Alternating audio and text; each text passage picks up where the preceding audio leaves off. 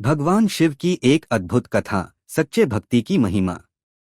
आज हम आपको भगवान शिव की एक ऐसी अद्भुत कथा सुनाने जा रहे हैं जो न केवल भक्ति की शक्ति को दर्शाती है बल्कि यह भी बताती है कि भोलेनाथ अपने भक्तों की भावना को ही सबसे बड़ा उपहार मानते हैं।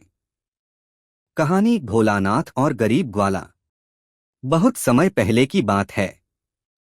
हिमालय की गोद में एक छोटा सा गांव था जहां एक गरीब ग्वाला अपनी मां के साथ रहता था। उसका नाम था गोपाल।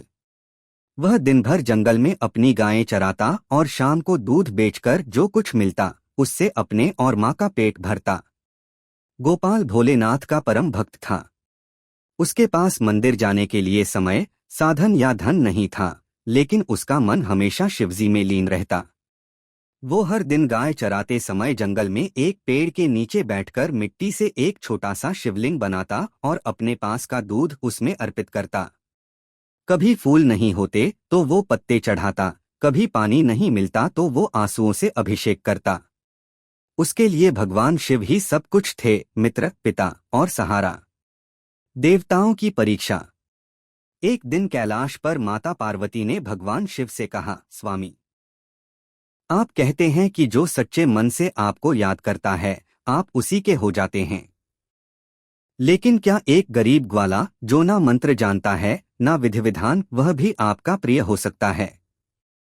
भोलेनाथ मुस्कराए और बोले, देवी, भक्ति का मूल्य धन या मंत्रों से नहीं, भावना से होता है। चलिए मैं आपको एक भक्त की भक्ति दिखाता हूँ। शिवजी और पार्वती माता एक साधारण ब्राह्मण के वेश में धरती पर आए और गोपाल के गांव पहुंचे। वहां उन्होंने देखा कि गोपाल जंगल में बैठा है, गायें चर रही हैं और वह मिट्टी से बना शिवलिंग बना रहा है।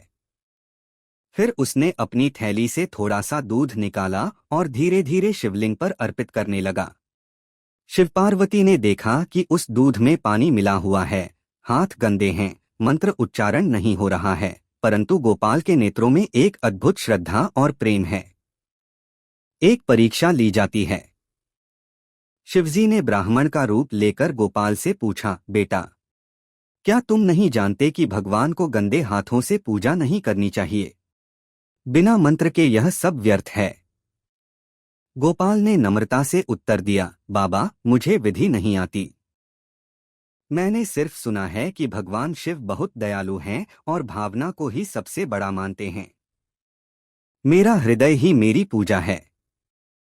उसके ये शब्द सुनकर माता पार्वती की आंखों में आंसू आ गए। उन्होंने शिवजी से कहा, स्वामी, आपने सही कहा था। सच्ची भक्ति का कोई रूप नहीं होता, केवल भावनाओं का प्रवाह ही काफी है। शिवजी का वरदान। तभी शिवजी अपने वास्तविक रूप में प्रकट हुए। उनके त्रिनेत्र की ज्योति से सारा जंगल आलोकित हो गया। गोपाल चौंक गया और रोते हुए शिवजी के चरणों में गिर पड़ा।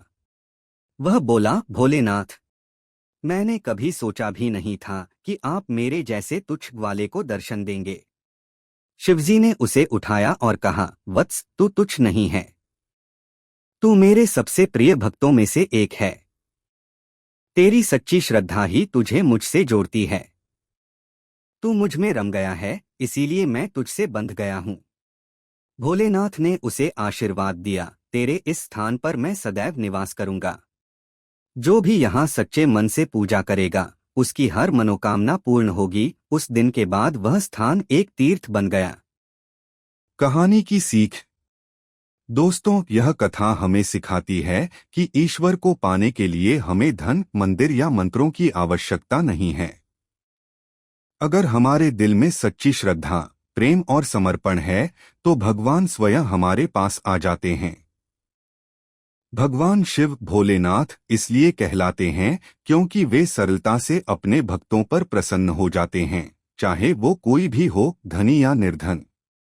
निष्कर्ष, हर कोई भगवान शिव की भक्ति कर सकता है, बस सच्चे मन से। मिट्टी का शिवलिंग, दूध की एक बूंद या श्रद्धा का एक आंसू, ये सब भगवान शिव के लिए सबसे बड़ा चढ़ावा है। आइए हम भी गोपाल जैसे बने, निष्कलंक, सच्चे और समर्पित।